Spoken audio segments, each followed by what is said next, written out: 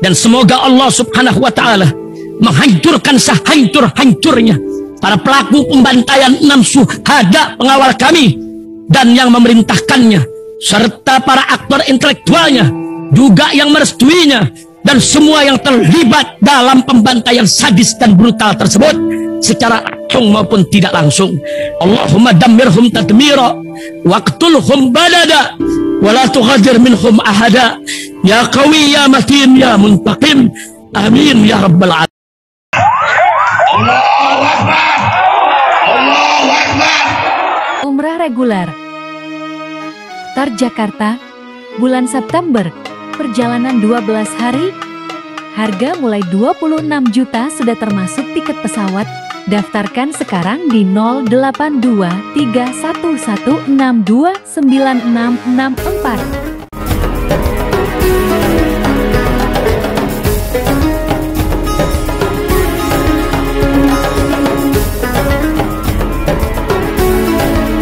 Assalamualaikum warahmatullahi wabarakatuh. Welcome back, selamat datang lagi di channel Babe Aldo bersama gue Babe Aldo, youtuber biasa yang tetap santai, tetap sehat, dan jangan lupa ngopi. Bismillahirrahmanirrahim. Alhamdulillahirabbil alamin, wassalatu wassalamu ala sayyidil mursalin sayyidina Muhammadin wa ala alihi washabihi ajmain. Rabbi shrah li sadri wa yassir li amri wahlul 'uqdatam min lisani yafqahu qawli bi nabi wa alihi. Salam revolusi akhlak, semangat revolusi akhlak. Semoga akhlak kita jadi lebih baik hari ini dibanding kemarin. Panjang umur, perjuangan merdeka. Allahu Akbar. Salam sejahtera bagi seluruh rakyat Indonesia dimanapun kalian berada. Semoga kalian semuanya dalam keadaan sehat walafiat, tidak kurang suatu apapun, dan mudah-mudahan kalau ada yang sakit dari kalian itu menjadi sakit menghapus dosa, menambah pahala. Sakit yang insya Allah segera disehatkan oleh Allah Subhanahu wa Ta'ala dalam sehat yang manfaat. Amin ya rabbal alamin. Oke guys, mau ngerokok nggak jadi gue, soalnya ini tentang Gus Baha ya. Ada satu cuplikan ceramah Gus Baha itu dihubung-hubungkan oleh netizen kepada Rhoma Irama ya, yang tentang penyanyi dangdut ngomongin soal agama. Ya, nanti ini cuplikan yang beredar di TikTok, yang diedit orang di TikTok, tapi alhamdulillah gue juga udah dapat video fullnya ya, yang tentang ceramah Gus Baha. Gue gak berani motong-motong kalau ulama. Mudah-mudahan Gus Baha umur panjang sehat afiat. Kita simak cuplikannya aja dulu. Ya gak berani gua ngerokok. Kita simak dulu ya cuplikan ceramah Gus Baha ini. Bismillahirrahmanirrahim. Ada fatwa kiai juga wali. Suatu saat ada penyanyi dangdut top terkenal di Indonesia itu. Itu nyanyi dangdut. Ya penyanyi ya dai. Entah itu hakikat entah majaz tidak tahu. Itu kiai itu fatwanya lucu. Kalau kamu datangi dia pas main dangdut masih saya beri izin. Tapi kalau datangi dia pas pengajian itu tak larang kata. Kan santrinya jadi eskal. Ini pas pengajian dilarang, pas dangdutan kok malah dapat izin. Tapi bukan berarti halal ya, dapat izin. Dapat izin kan potensinya bisa karena dilarang ya, tetap Terus suatu saat si santri ini setengah wali, tidak wali tapi setengah. Lama-lama itu memahami gurunya, ternyata sirinya begini. Kalau seorang penyanyi yang tidak pernah ngaji kemudian ngomong agama, itu potensinya itu fadollu wadollu, sesat dan menyesatkan. Tapi kalau dia sedang nyanyi dangdut, penyanyinya cowok loh, sama jangan bayangkan dangdut putri, enggak itu cowok sudah tua lagi. Jadi potensi halalnya ada lah maksudnya untuk. Tapi tidak alat musiknya, orangnya. Tapi kalau dia nyanyi itu paling dosanya hanya nyanyi. Saya ulang lagi, murid tadi akhirnya paham kalau datangi pengajian itu artinya ikrar kalau dia seorang dai atau seorang yang layak ngomong apa? Agama. Itu lebih bahaya karena kita santri, apalagi kita doktor atau MM, terus ngekrori orang yang nggak jelas asal usulnya. Jadi kalau nyanyi kan nyanyi saja. Sehingga itu menjadi fikih. Bahaya terbesar dalam fikih adalah apa? Mengkaji fikih tidak dari ahlinya. Ya seorang lagi ya, mengkaji fikih tidak dari apa? Ahlinya. Nah kenapa demikian? Begini, saya beri contoh. Ilmu fikih itu tentu pertama dari Rasulullah SAW. Kemudian bersanad sampai kita atau kita sampai Rasulullah. Allahumma sholli ala sayyidina Muhammad. Itu ngalami sekian ijtihad yang tidak mudah. Nah, alhamdulillah ya, ini cuplikannya ya. Ini di TikTok diedit Gus Baha seperti menyindir Rhoma Irama karena penyanyi dangdut tua, aki ya. Mosok siapa lagi yang gue tahu ya? Ya Rhoma Irama emang. Jadi tapi nanti di akhir ya ada ceramah Gus Baha di peristiwa ini full insya Allah. Ya kita nggak mau motong-motong supaya kalian kita juga semuanya ngaji yang benar gitu ya. Dan mudah-mudahan yang pertama Gus Baha mudah-mudahan umur panjang sehat afiat. Dan mudah-mudahan ya Allah kita dapat manfaat dari ilmu beliau. Dan yang paling utama adalah iyalah kalau penyanyi ya penyanyi aja, jangan jadi berfatwa yang nggak bidangnya gitu ya. Belajar nada aja. Ini apa nadanya gitu ya. Terus nyanyi begadang gitu. Udah jangan sok-sokan ngomongin soal apalagi berfatwa soal nasab itu, jangan jadi dai yang udahlah ikut kiainya tadi itu udahlah. Yang begini ya, Rhoma Irama banyak yang bilang cerdas dari golongan sono. Iya nggak apa-apa cerdas sama golongan sono. Buat gue yang cerdas ya Gus Baha gitu. Ulama dai ya ulama dai gitu. Kalau kalian mau nonton Rhoma Irama dangdutan ya silakan. Memang raja dangdut ya. Tapi dia bukan dai. Dan ilmu agamanya bukan ulama, apalagi ulama nasab. Percaya Rhoma Irama urusan nasab, buat gue itu tolol. Itu aja ini ya, gue kasih videonya Gus Baha di belakang, dan mudah-mudahan Gus Baha umur panjang sehat afiat. Gue Bapak Aldo pamit dulu, sampai jumpa di konten gue berikutnya. Wabillahi taufiq wal hidayah. Wassalamualaikum warahmatullahi wabarakatuh. Iya aja, udahlah, enggak usah aneh-aneh. Ini video Gus Baha full. Assalamualaikum warahmatullahi wabarakatuh. Bismillahirrahmanirrahim. Tabarakalladzi nazzala al-furqana ala 'abdihi liyakuna lil 'alamin nadhira. Allahumma shalli wa sallim ala sayyidina Maulana Muhammadin wa ala alihi washabihi asma'in amma ba'du. Yang sangat kula hormati ya, teman Bapak kawula Kiai Haji Masbuhin Faqih, yang terhormat Kiai Haji Robah Maksum, yang terhormat Kiai Haji DRS Abdussalam MM selaku Rektor Inkafa, semua teman-teman dosen hadirin sedanten ingkang kula hormati, mahasiswa-mahasiswi yang sangat saya hormati. Tadi sudah dikatakan oleh MC, di antara alasan saya datang karena bapak saya ini temannya Kiai Masbuhin. Itu salah ya. Memang bukan di antara ya, karena itu memang. Kalau di antara ini sembrono. Karena kalau saya datang karena kalian itu dosa besar. Saya ini di rumah punya ibu sudah sepuh, punya pondok. Artinya saya punya kewajiban. Secara fikih kewajiban itu hanya bisa digugurkan oleh wajibun a'dhamu minhu, oleh kewajiban yang lebih apa? Besar. Kayaknya kalau mahasiswa-mahasiswa di sini tidak cukup untuk mengganti kewajiban itu. Sehingga saya berkali-kali memaklumatkan diri, yang undang saya nggak pernah sepuh itu dosa. Karena menggugurkan kewajiban yang lebih apa? Besar. Jadi teorinya gampang. Kalau ngundang sampean itu mesti boleh karena nggak punya kewajiban. Jadi di rumah ya nggak punya pondok. Terus ibu sampean kalau sampean di rumah ya sumpek bocah kok nganggur gitu. Jadi fikih itu harus jelas. Saya ini pengagum fikih. Jadi saya di rumah punya ibu, saya ulang lagi, sepuh, butuh perhatian saya dan saudara-saudara saya punya pesantren, sehingga artinya punya kewajiban. Ini sekaligus maklumat bagi yang ingin undang supaya ngukur dosa ndak yang undang Gus Baha itu. Bukan kebaikan atau ndak, tapi dosa apa enggak gitu. Artinya yang bisa menggugurkan kewajiban secara fikih itu hanya kewajiban yang lebih apa? Besar. Kayaknya tidak akan terjadi kecuali temannya bapak saya atau pernah guru-gurunya guru saya. Misalnya Lirboyo, nanti Sakban ngundang saya 2.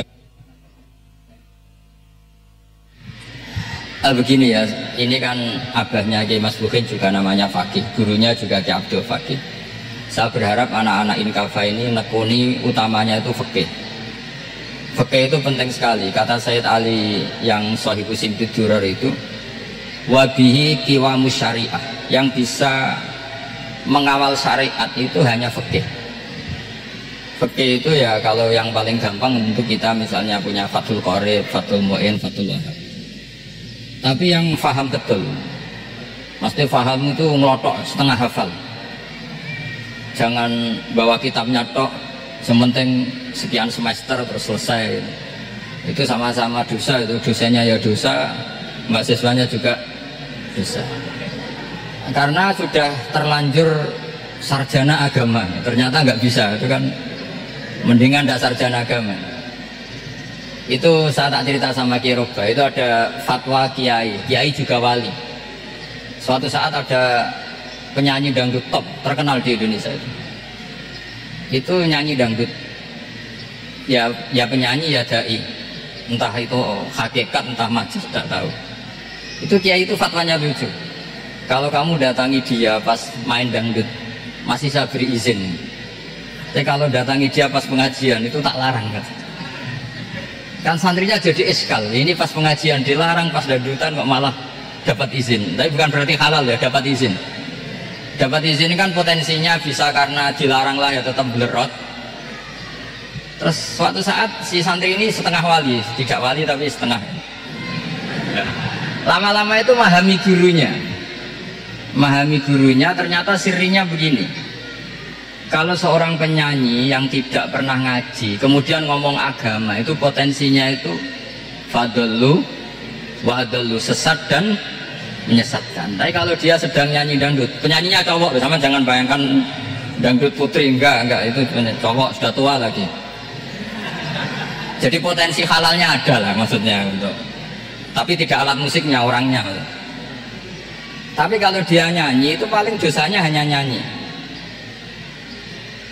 Saya ulang lagi, murid tadi akhirnya paham kalau datangi pengajian itu artinya ikrar kalau dia seorang dai atau seorang yang layak ngomong apa?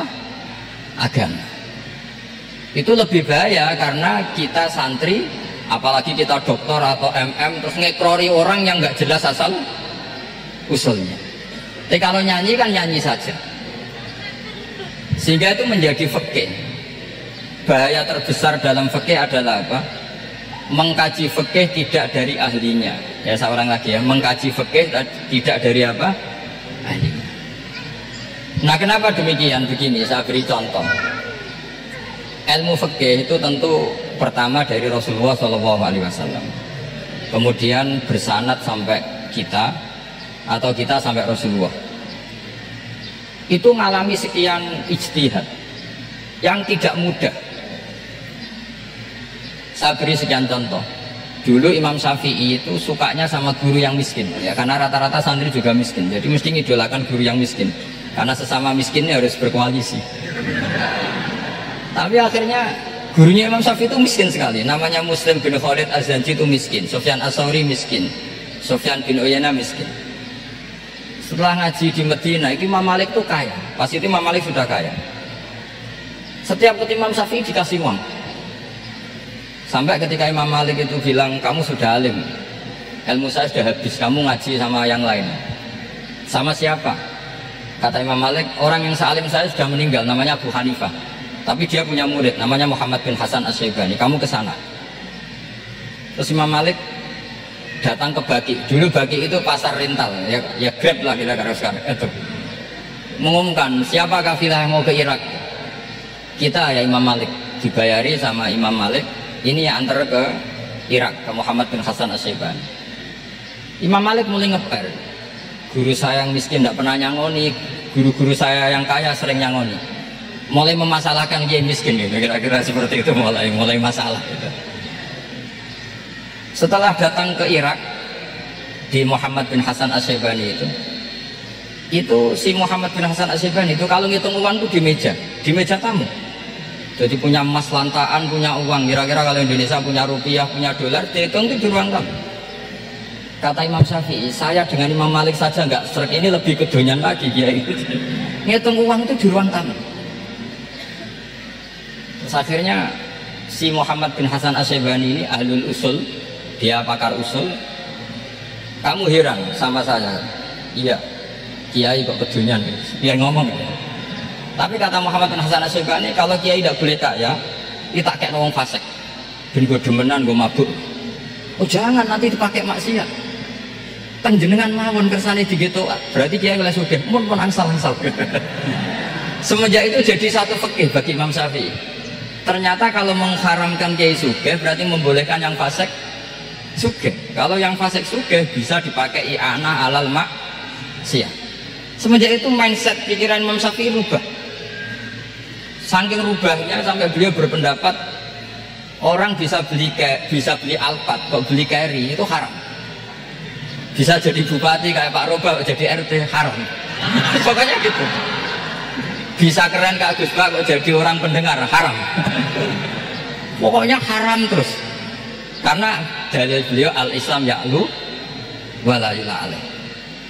Coba sampean ridho misalnya jadi orang Gresik dipimpin orang yang nggak sholat, ridho ndak?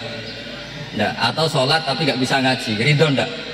Ketika yang bisa ngaji berpotensi jadi buka, terus keterusan. Karena Imam Syafi'i keterusan, ya umatnya keterusan. Akhirnya orang-orang Syafi'i itu politikus rata-rata. Ya, makanya sampean jangan kaget sama Barubah. Kakak saya wakil bupati dulu. Putranya Mbah Mun ada yang wakil apa? Gubernur. Dulu Gus Wahid yang menteri agama. Itu asal usul dari perubahan fikih, mindset, cara berpikir Imam siapa? Syafi'i. Jadi dulu itu fikih ditemukan itu jelimet, ada perdebatan. Itu tidak hanya pada level ulama, pada level Nabi pun ada perdebatan. Jadi jangan kira Nabi itu tidak debat, ya debat.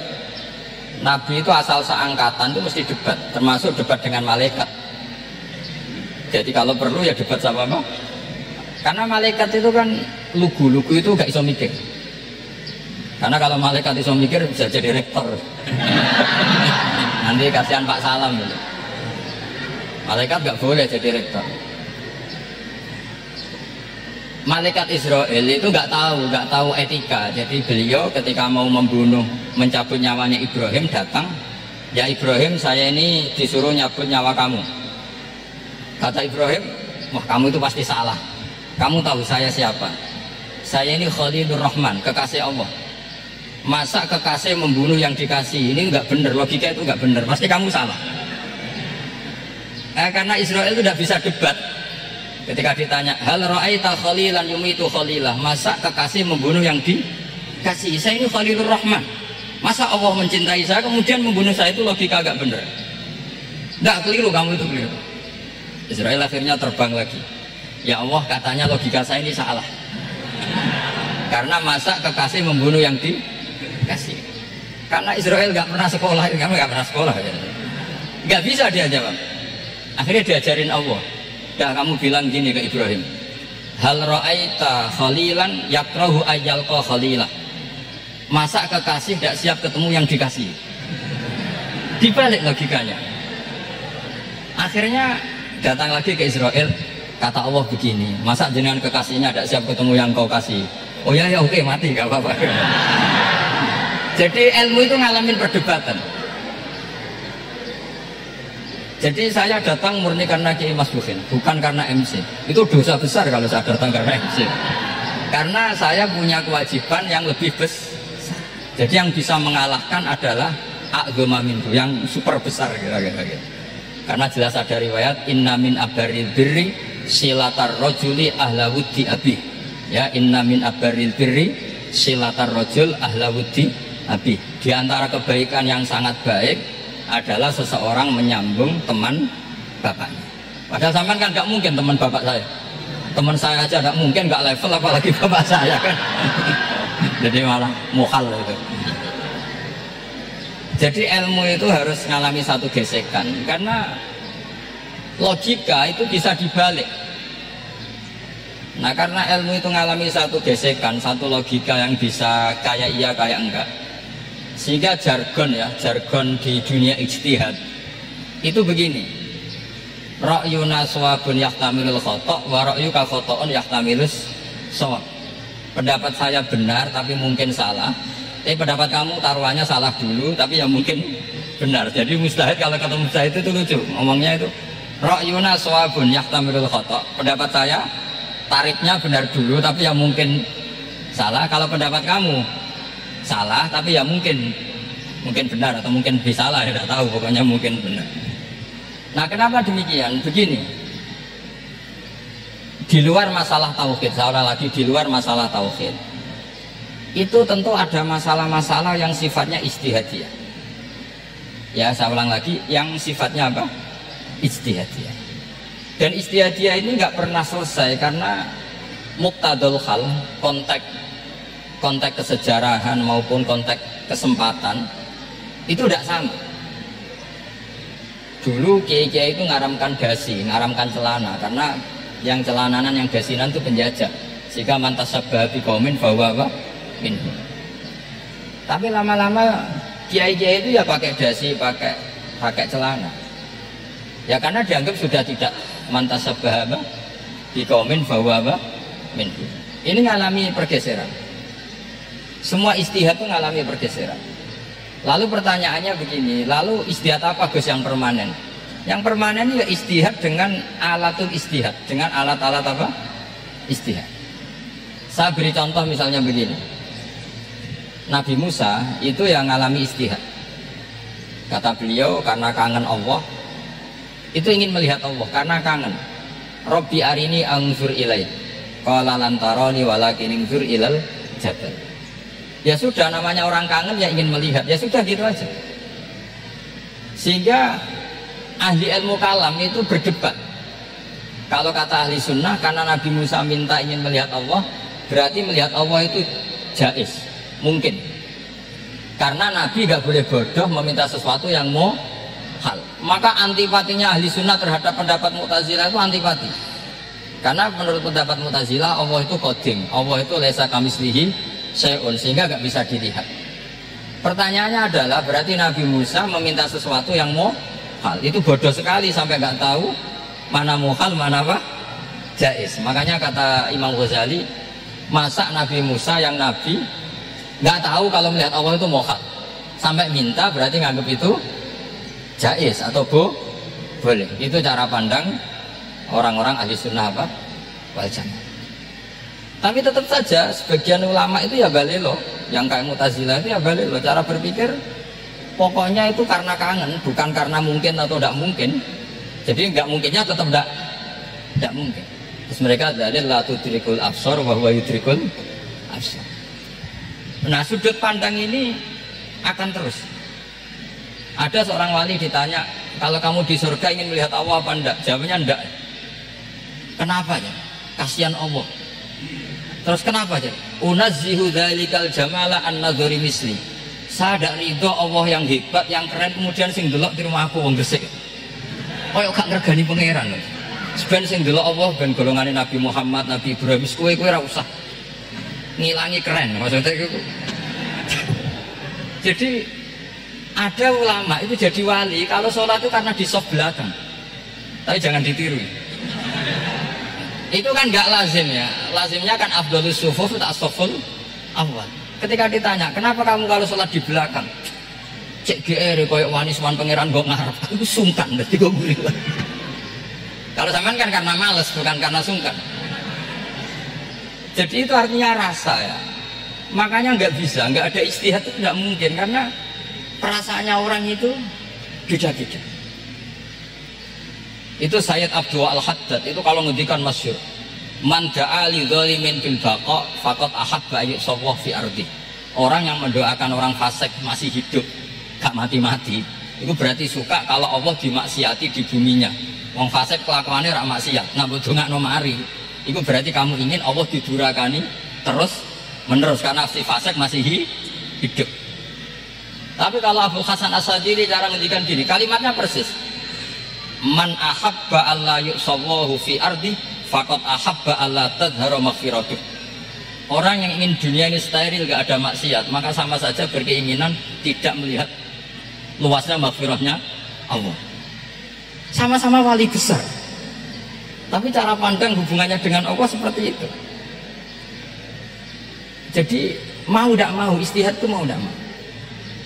Makanya tidak usah dipertentangkan misalnya cara berpakaian, cara apa, yang penting sesuai aturan Islam ya sudah. Karena ini urusan rasa. Urusan apa? Rasa. Itu Syekh Hasan Basri itu sering jagungan sama Robiah Hadawiyah. Itu secara fikih salah. Tapi pas itu ulama fikih ditanya, kenapa Anda ada komentar terhadap dua wali besar yang sering ketemu?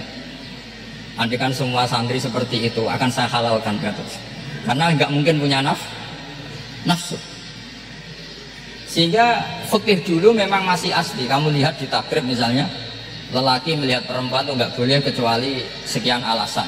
Termasuk boleh itu litaklim karena mengajar, atau lil muamalah. Ini yang paling masalah. Ada warung kopi, penjaganya cantik, santri-santri ngopi. Ini lil muamalah, kan kasus ini. Mau disalahkan tuh ada takbirnya, mau dibenarkan ini jelas fasik kan, jelas fasik. Matanya sudah fasik sebelum itu ditambah itu, jadi fasiknya permanen. Nah pertanyaannya adalah, kalau kamu ngajar mbak-mbak, kemudian hafal yang cantik yang enggak, itu taklim li nazar apa nazar li taklim? Itu taklim apa modus? Makanya kalau ngopi cari bakul yang cantik, itu muamalah untuk nazar apa nazar untuk muamalah? Loh, kalau saya ngopi dengan kiroba pasti halal. Karena begini, berjalan saja, bareng capek, nggak tahu itu warungnya siapa, terus berhenti ngopi. Kebetulan bakulnya cantik. Nah itu mungkin halal, karena kan saya tidak milih-milih. Ingin ngopi kebetulan bakulnya cantik. Kalau kamu kan nggak hafal daftarnya. Nah itu mesti haram itu, mesti haram itu. Karena berarti kan kamu menjadikan ngopi ini modus. Gue jagani nak takok pangeran. Gue kok nazar muamalah Gusti muamalah. Itu mesti modus. Maka fikih itu harus dikawal oleh tasawuf. Kalau enggak, semua hukum fikih bisa diakalin.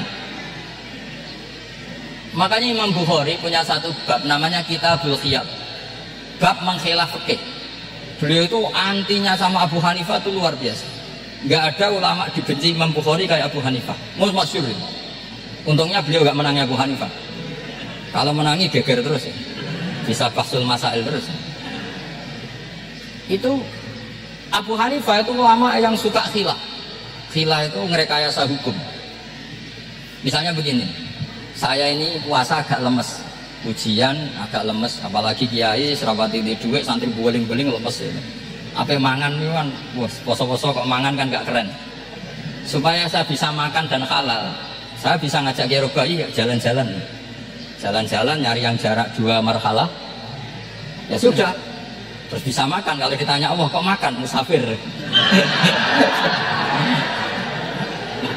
Jadi bolehkah insya'us safar menciptakan pergi demi untuk supaya boleh iftar?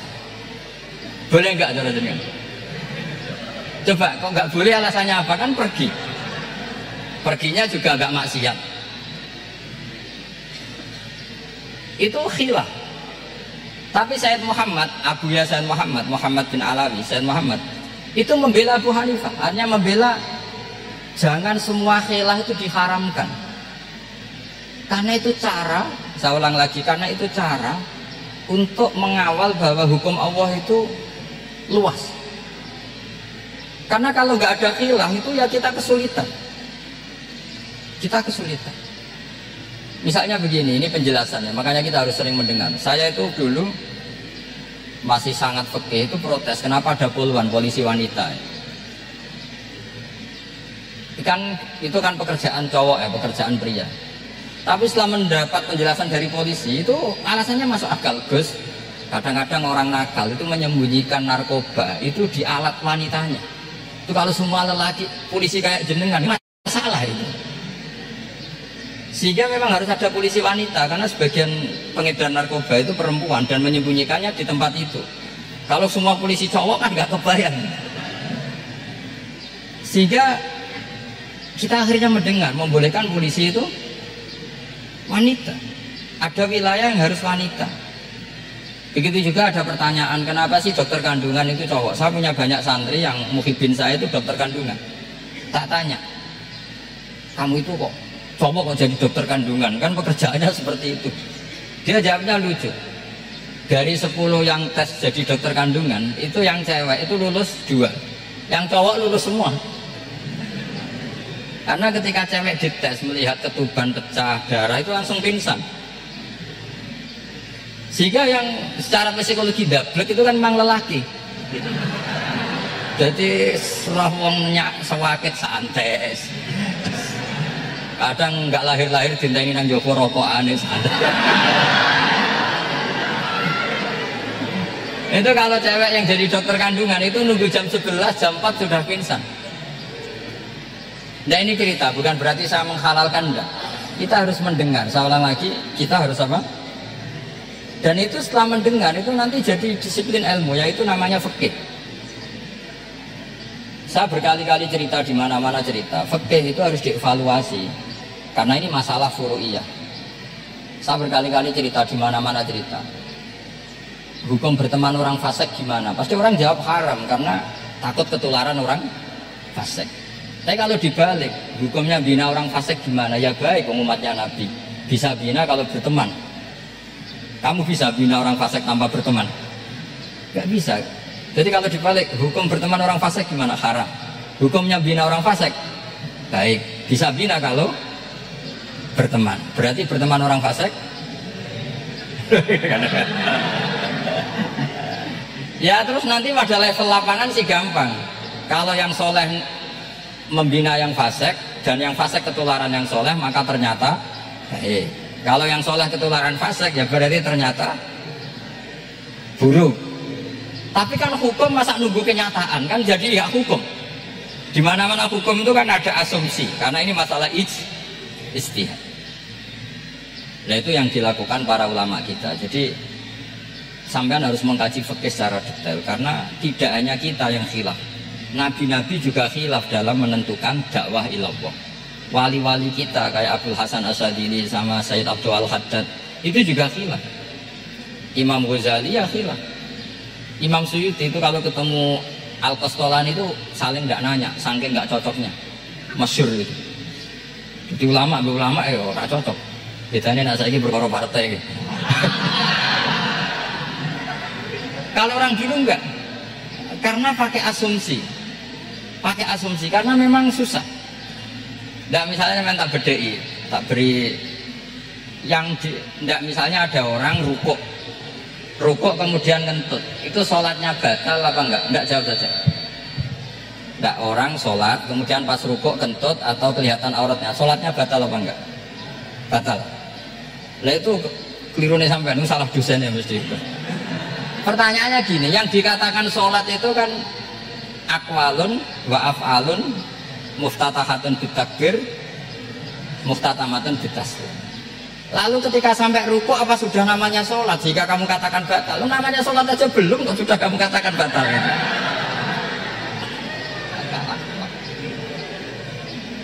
Iya kan? Jadi kalau aku mau sholat pas ruku ngetut batal atau ora? Mestinya jawaban yang benar, ya ora sholat jenenge gitu. Karena kalau dikatakan sholat, definisinya harus sampai salah. Tapi kan kita nggak mungkin ngomong seperti itu, kan dianggap majnun. Padahal itu yang benar, yang punya kecerdasan. Nah makanya pertanyaannya, fikih itu ngikuti bahasa awam apa bahasa istilah? Kalau ngikuti bahasa awam ya kayak tadi, sholat kok pas rukuk kentut maka batal. Sebenarnya yang batal itu sholatnya apa rukuknya? Nah makanya terjadi perdebatan. Kalau yang pakar-pakar usuli itu salah istilah itu nggak mau. Saya ulang lagi, kalau pakar-pakar usuli itu salah istilah itu nggak mau. Terus misalnya tak beri contoh lagi. Kalau imam itu sudah salam pertama itu yang rukun kan salam pertama. Berarti setelah salam pertama imam sudah keluar dari sholat apa belum? Sudah kan? Yakin? Ya sudah. Sekarang sama tak bedai. Lalu makmum itu kesunatan langsung berdiri apa nunggu imam salam kedua? Enggak, jawab saja. Nunggu salam kedua kan? Nah, itu kriminalnya sampai dalam sufi itu. Kriminalnya begini, berarti Anda membolehkan makmum bergantung sama orang yang sudah tidak sholat.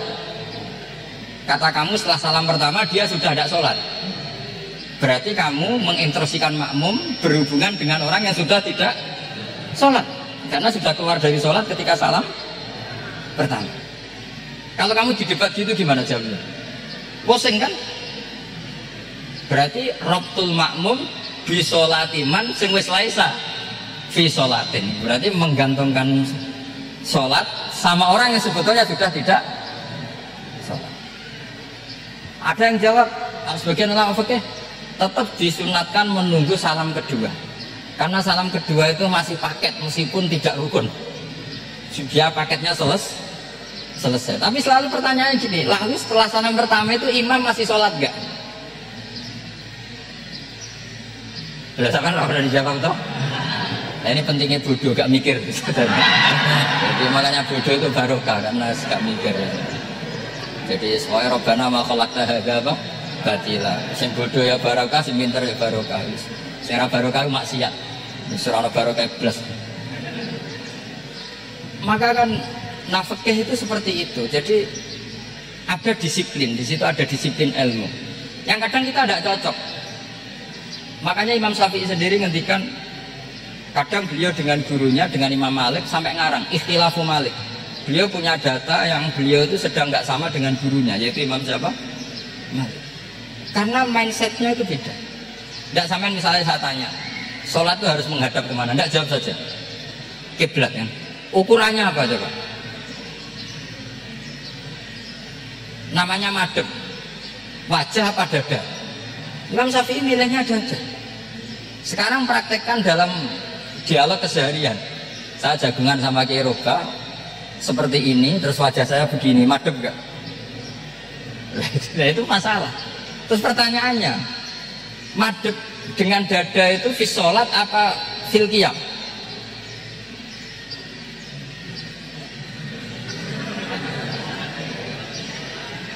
Loh enggak, kalau fi sholat pas sujud dada kamu madhep mana coba? Kamu udah pernah mikir kan? Ya madhep pakai dada itu kan kalau berdiri, kalau rukuk sama sujud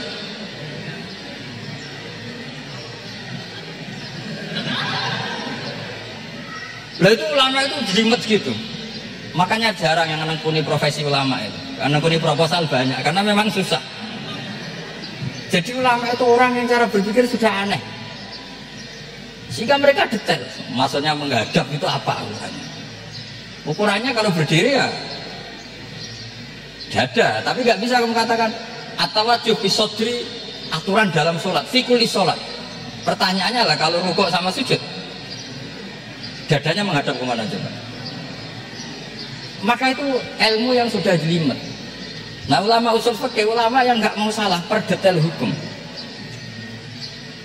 Sehingga menurut Imam Rafi'i, misalnya kalau beliau ditanya sujud itu gimana ya, asal waktu jabhah ya sujud. Tapi kalau menurut Imam Nawawi harus melibatkan 7 apa? Anggota, yaitu al-jabhah, wal yaden, wal rubaten, wal qadamain. Oke, Imam Nawawi kita ikuti. Tentu keseharian kita pakai Imam Nawawi, yaitu berdasar hadis umirtu an asjuda ala sab'ati a'dzumin al-jabhah wal yaden wal rubaten wal qadamain. Berarti berapa? 7. Tapi pernah saya cek di kitab karangannya Imam Syafi'i, ketika beliau ngendikan saya suka kalau orang sujud itu melibatkan 7 anggota berdasar hadis ini. Tapi kata beliau wayah tamilu, dan bisa saja sujud yang watul jabhah itu sudah cukup. Kata Imam Syafi'i, limada, karena Nabi ketika sujud itu hanya ngendikan begini, sajadalaka wajhi wa sam'i wa basori. Gak ada di hadis wayadi wa rubati wa qadami. Ya sudah, akhirnya nah itu sujud pandang. Terus gugatan kedua begini, ada orang muslim yang sujud sama berhala.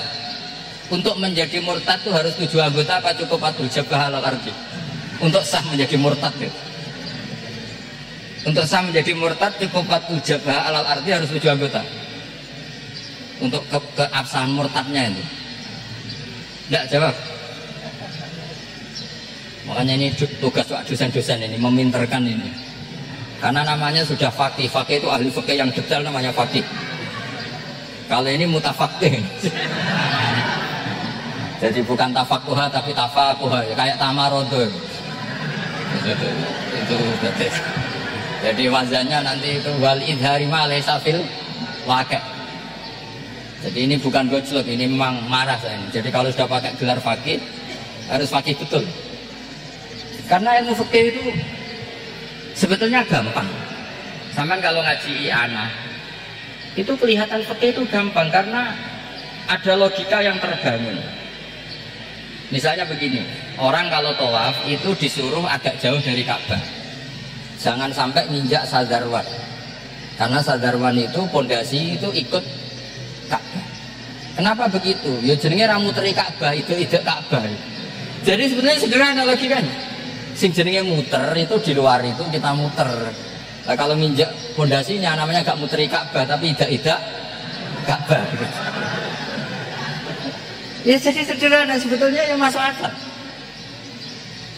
Jadi fikih itu nggak ada yang iskal, sebetulnya masuk akal.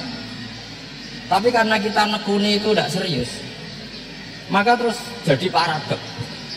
Saya beri contoh lagi, ini sebagai penghormatan saya sama Kiai Mas Bukin, karena ini sudah namanya fakih. Kalau ada ayam jago ditabrak truk, terus kejet-kejet, andai kan dibiarkan pun mesti mati, karena gerakannya sudah harokatul madbuh. Terus kamu sembelih, itu halal apa enggak? Enggak jawab, ayam jago loh. Kalau kamu katakan halal, dia sudah tidak punya hayatun mustaqirrah, kehidupan yang permanen. Andai kan kamu biarkan pun 1 menit lagi meninggal. Kejet-kejet kan prosedur saja. Maksudnya pantasnya mati ya kejet-kejet sih, tapi sebetulnya sudah pasti mati. Maka ini ada 2 ulama. Kalau kata Imam Malik tetap namanya halal karena ruhnya masih di situ, sehingga ketika kita nyembelih ya nyembelih hewan yang hidup.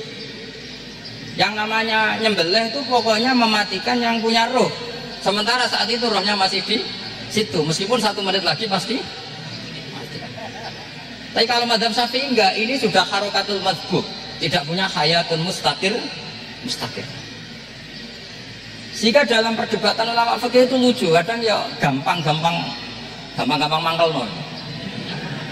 Misalnya begini, kalau ada anak lahir tidak ada amaratul hayat, nggak nangis, nggak bernafas, sunat disolati apa enggak? Siktun sing layas tahilu walayas, langsung lahir langsung mati, nggak ada amaratul hayat. Datang mikir tuh. Itu tidak wajib disolati. Alasannya ya kan memang sholat alal mayit kan tidak pernah hidup.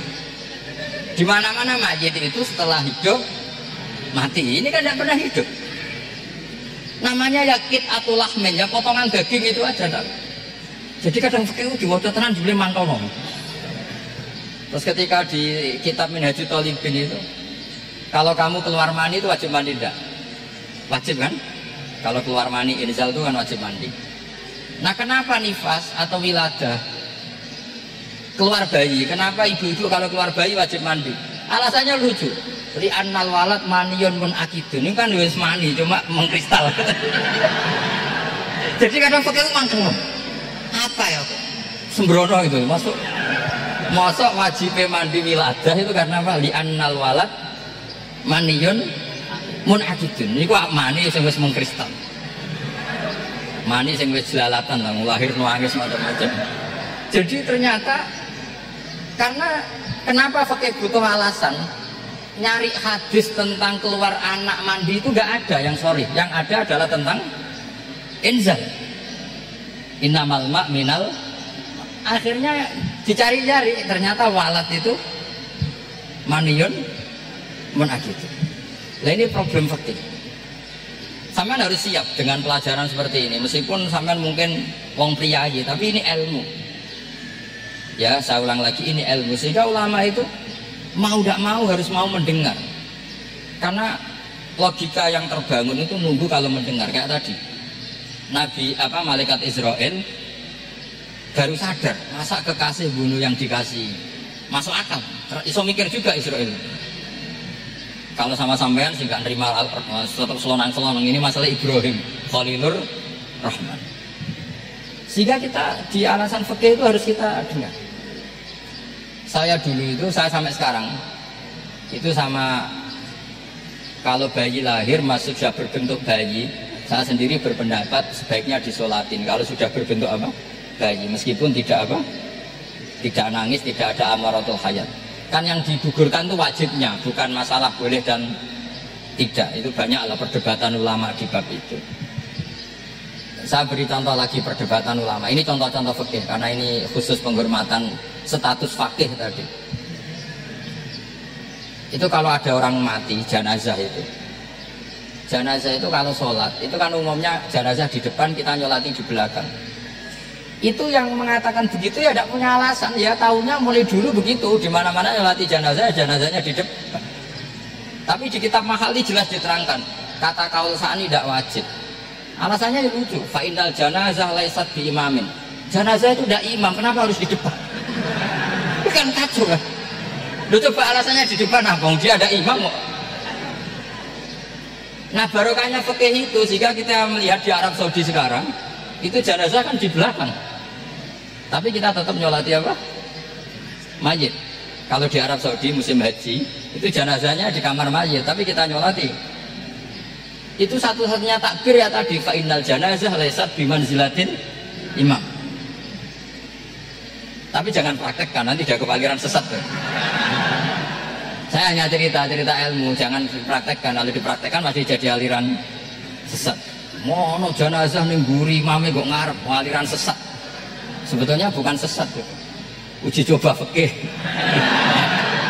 Ya karena tadi fa innal janazah laisat bimanzilatil. Bukti lagi kalau sampean sholat ghaib. Sholat ghaib itu misalnya mayitnya di Surabaya, boleh nggak sholat ghaib di sini? Terus jenazahnya di belakang kamu apa depan kamu? Nah ini kan fikih itu pokoknya gitu. Makanya standar furu'iyah itu susah. Karena perdebatannya itu mirip-mirip, kayak iya, kayak tidak, kayak. Makanya dulu zaman sahabat, ada sahabat itu mencintai Rasulullah. Senengannya sowan. Bukti cinta sowan. Banyak juga yang sahabat bukti cinta Nabi itu tidak pernah sowan. Alasannya ganggu. Kenapa kamu jarang sowan Nabi? Saya sering jamaah sama Nabi, saya tidak pernah sowan. Kenapa? Ganggu. Biar Nabi kalau di rumah sama anak istrinya, saya tidak mau ganggu. Makanya saya termasuk kiai yang gak pati seneng disowani. Karena ya itu tadi. Kalau ngulang seneng saya, kalau disowani biasa saya. Kalau kiai roba itu nilai, nak pernah sepuh jadi rasuan nilai. Jadi beda. Saya sering ditilii kiai sepuh. Tapi bahasanya tentu tidak sowan, tapi apa? Nilai. Kalau sowan itu banyak. Ketika Rasulullah wafat, itu separuh sahabat hampir mayoritas, ya Rasulullah kita semua ingin kita dulu yang meninggal karena engkau begitu penting. Maka jangan meninggal dulu, kita yang meninggalkan. Kalau kita yang meninggal itu gak apa-apa, tapi kalau engkau penting jangan meninggal. Tapi ada saja sahabat, lah tidak seperti itu. Saya suka Rasulullah meninggal dulu. Alasannya masuk akal. Biar Allah menyaksikan saya kama usaddikuhu hayyan usaddikuhu maitan. Allah biar menyaksikan saya iman kepada Nabi ketika masih hidup. Dan saya buktikan setelah mati pun, setelah meninggal pun, setelah wafat pun iman. Jadi ternyata baisnya itu supaya orang tahu bahwa iman kita kepada Nabi itu iman yang super. Sehingga ketika beliau sugeng ya kita iman, setelah wafat juga kita iman. Kai usaddikuhu maitan kama usaddikuhu hayyan. Supaya saya mentasdikkan beliau setelah meninggal sebagaimana kita mentasdikkan beliau saat masih hidup. Dan ternyata Allah ridho dengan perkataan sahabat itu. Kenapa Allah ridho? Karena menjadi pelajaran bagi orang-orang yang ditakdir gak menangi Rasulullah SAW. Tetap mereka iman. Jangan kayak setan itu kurang ajar betul kalau iblis itu. Masyhur itu, iblis itu nangis-nangis dengan Nabi Musa. Iblis itu takutnya sama Allah itu luar biasa, sampai kalah. Iblis itu setiap ketemu malaikat karena dia ngerti alam gaib, mesti apa itu?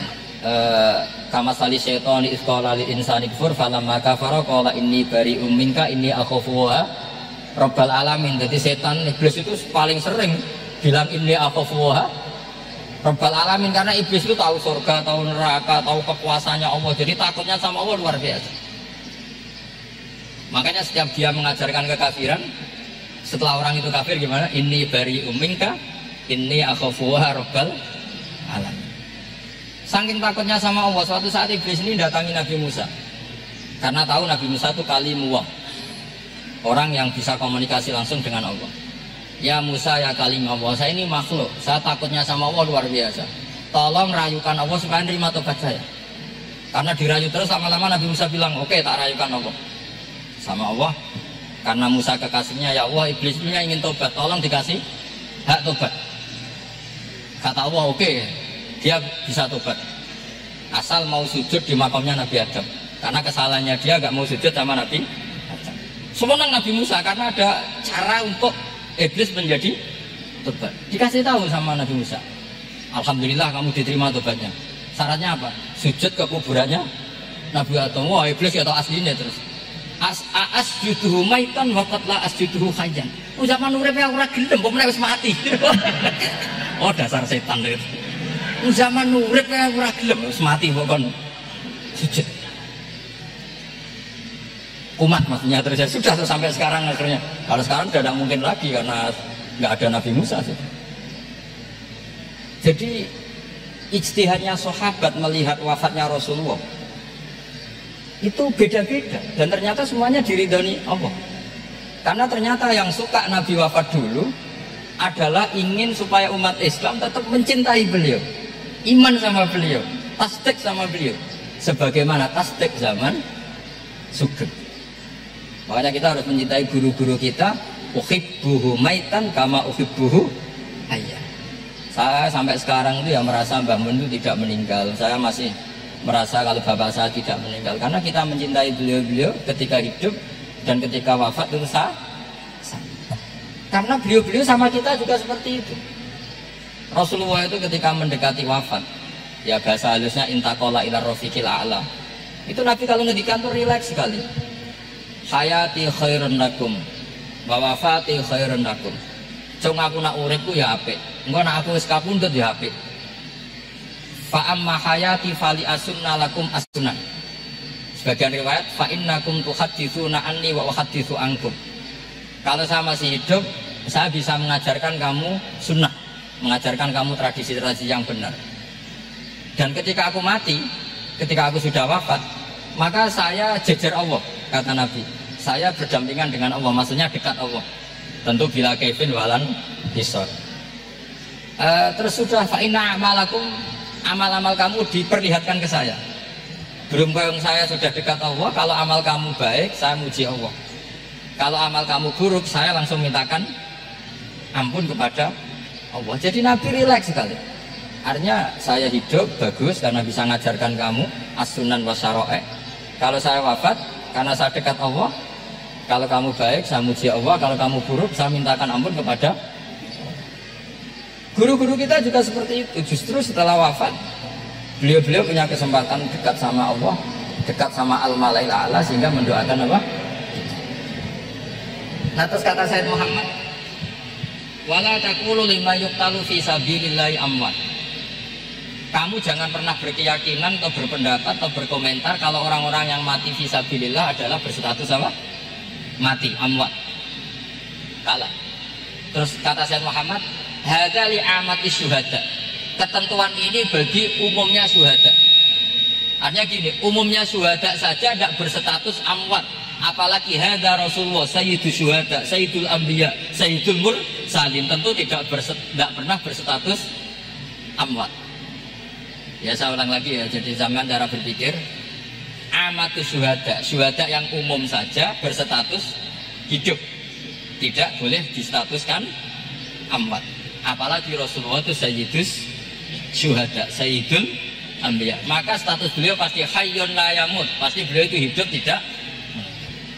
Dan karena beliau itu asfaq, sangat sayang kepada kita, sebagaimana zaman beliau hidup itu sayang kepada kita sampai nangis-nangis minta hak syafaat, maka setelah meninggalkan pun beliau pasti sayang kita dan pasti berusaha supaya kita diampuni oleh Allah Subhanahu wa ta'ala. Sehingga ada sahabat yang tadi berpendapat kalau saya nggak masalah Nabi wafat dulu supaya Allah menyaksikan saya usaddiquhu maitan kama usaddiquhu hayyan.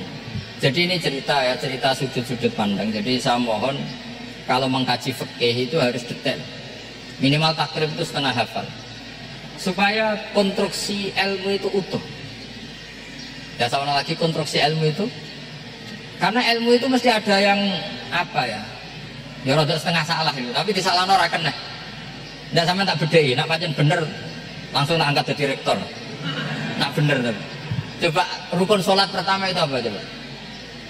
Rukun sholat pertama. Niat. Niat sama berdiri dulu mana? Ayo niat dulu baru berdiri, apa berdiri dulu baru niat? Berarti niat sama berdiri dulu mana? Nah, rubah kan? Artinya kita mau bilang tartib urutannya niat, berdiri, takbir gak bisa. Yang dikatakan niat itu apa? Qasdus syai' muqtaronan bi fi'lihi. Berarti niat sama takbir harus bareng apa urutan? Bareng. Terus dengan qiyamnya urutan apa bareng? Bareng apa urutan? Loh enggak, kalau urutan berarti takbir dulu, duduk, baru berdiri. Nah maka seperti ini itu mau tidak mau kita salah. Dikatakan tartib ya salah, dikatakan serentak ya salah. Cuma karena kita bodoh, gak tahu mikir itu, alhamdulillah kan di situ. Lo coba niat sholat, niat, takbir, qiyam dulu mana? Niat, takbir, qiyam dulu mana aja? Dulu qiyam. Nggak ada kitab yang mengatakan arkanus sholat awwaluha. Oh, jaga kitab kriminal mesti. Makanya ngendikane ulama-ulama di Sarasara, mau tidak mau sebagian istilah itu tasamu itu terus digawe gampang ngono kok repot. Karena kita tidak bisa detailnya. Coba misalnya puasa. Puasa Ramadan itu wajib apa? Tabyitun niat, nginepno niat. Sing darane nginep itu umure lama apa enggak? Lama kan? Sekarang sebelum 2 menit kamu baru niat, sah apa enggak? Sah. Itu sempat nginep apa enggak 2 menit itu? Enggak sempat kan? Jadi ilmu itu, makanya kata ulama-ulama, pokoknya ilmu itu mesti ada unsur tasamuh. Tasamuh itu ya tiga gampang. Apa? Tiga gampang. Misalnya Imam Syafi'i berpendapat mashu ba'dir roksi. Itu kata beliau walau sya'rotan fi khadir roksi. Meskipun satu rambut asal masih di wilayah kepala. Tapi kalau rambut itu dikeliwir, dibasuh di sini enggak sah. Karena sudah keluar dari batas apa? Kepala. Imam Syafi'i cara berpikir kan yes ini jenenge basuh sirah. Tapi cara Abu Hanifah enggak. Ya enggak, yang namanya megang kepala itu ya minimal 1/4 lah. Masa gitu dikatakan megah. Lalu ulama usul fikih itu berdebat. Sesuatu itu sesuai masodaknya. Masodak itu yasduku alaihi kaya, yaitu ini tadi saya cerita ke Ibu Khin tentang ngaji Jamul Jawame. Ini ilmu yang di Jamul Jawame. Sesuatu itu ukurannya yasduku alaihi kaya apa dengan takrif definisi. Misalnya gini, sholat itu batal dengan makan. Kalau kamu sholat makan batal enggak? Enggak, jawab saja. Batal. Itu satu upo apa satu piring? Enggak, jawab saja. Satu upo sudah batal. Sekarang bab makan di ngormat tamu. Jong tamuku keimangan. Iku sak upo apa sak piring? Nah ini kan tidak fair, di bab tamu makan satu piring tapi di bab sholat satu upo. Maka pertanyaannya, lalu penamaan sesuatu itu berdasar masodak mayasduku alaihi ismu kadza atau berdasar uruf?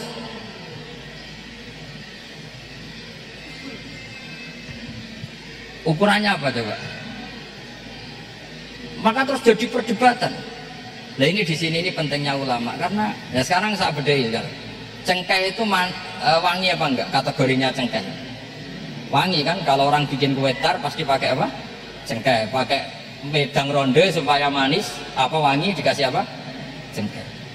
Nah itu saya berkali-kali cerita, pernah mau dipikirkan orang Islam itu nggak boleh rokok karena dianggap pakai apa? Wangi karena ada apa? Cengkeh. Tapi terus didebat, kalau gitu berarti orang Jumatan sunat rokok. Karena Jumatan disunatkan pakai pewangi. Wah itu kan akhirnya tuh, wah iya repot ya kan.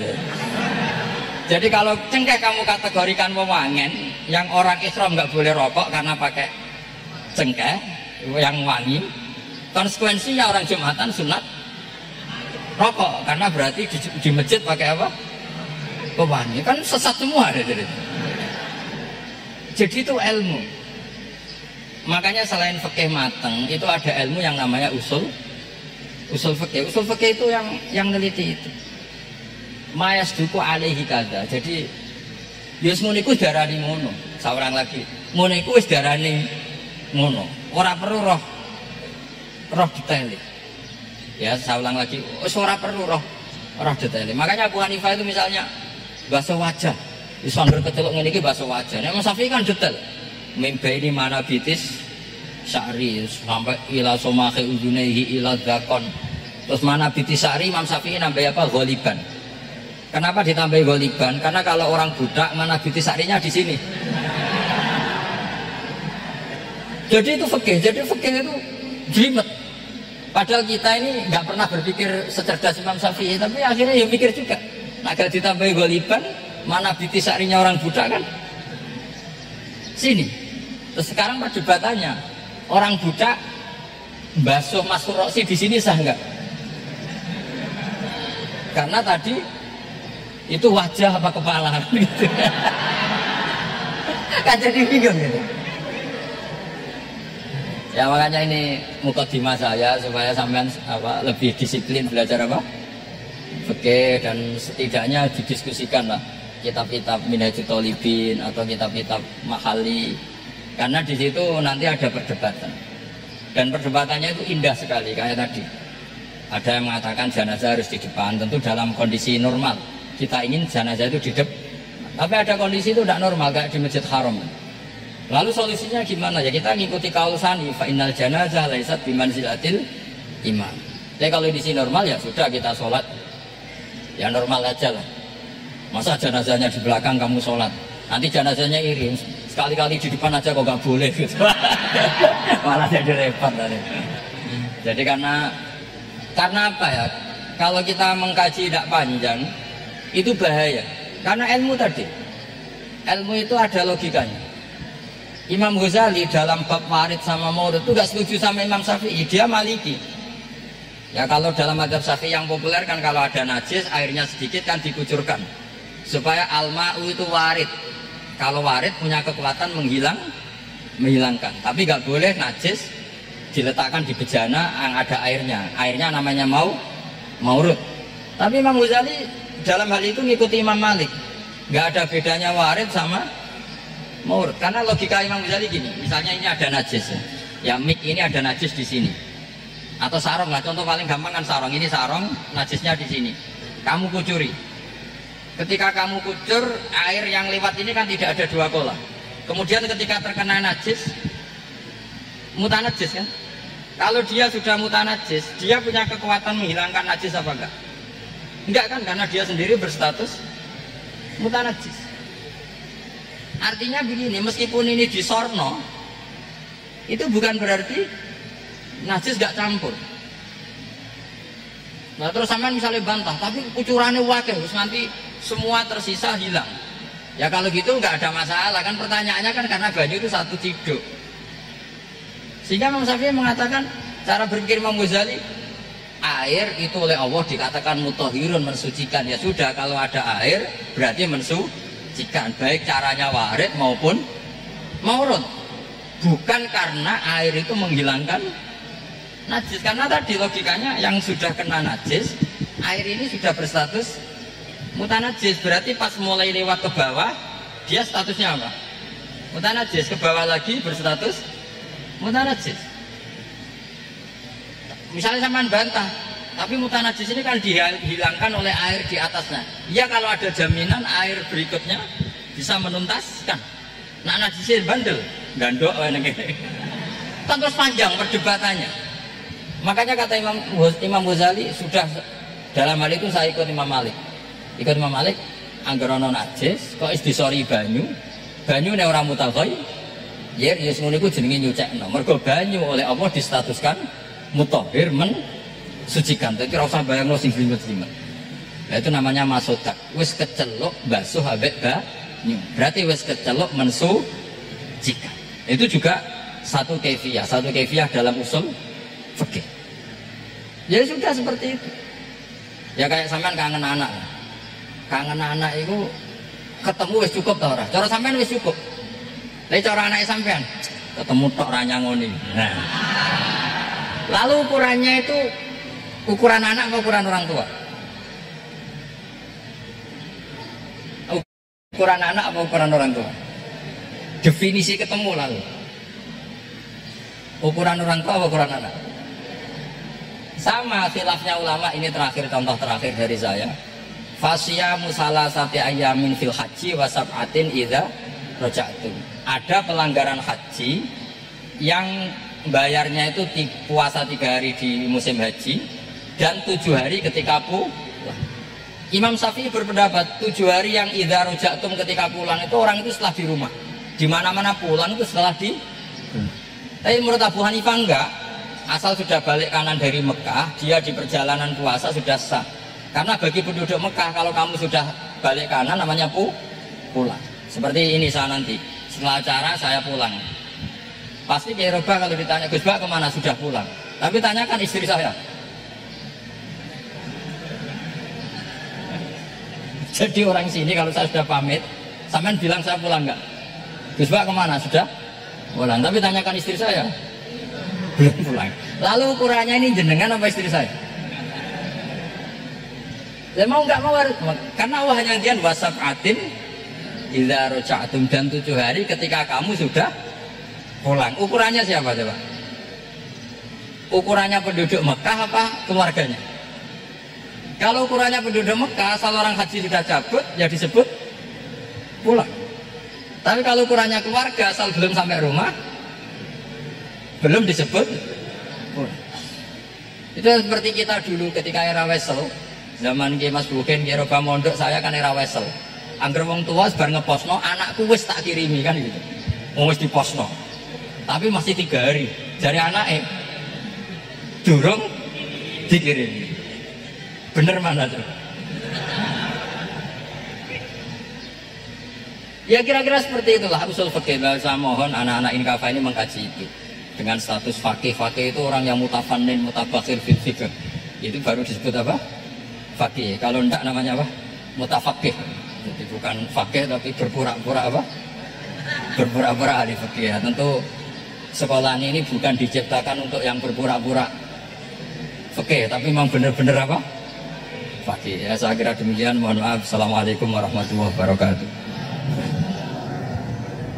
Umrah reguler Tar Jakarta, bulan September, perjalanan 12 hari, harga mulai 26 juta sudah termasuk tiket pesawat. Daftarkan sekarang di 082311629664.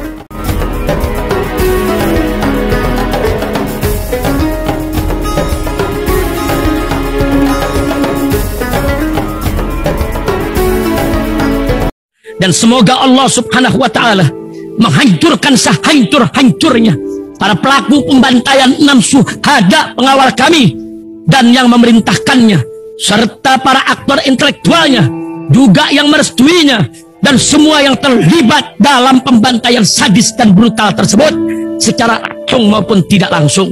Allahumma dammirhum tadmira waqtulhum balada wala tughadir minhum ahada ya qawi ya matin ya muntaqim amin ya rabbal alamin. Allahu Akbar.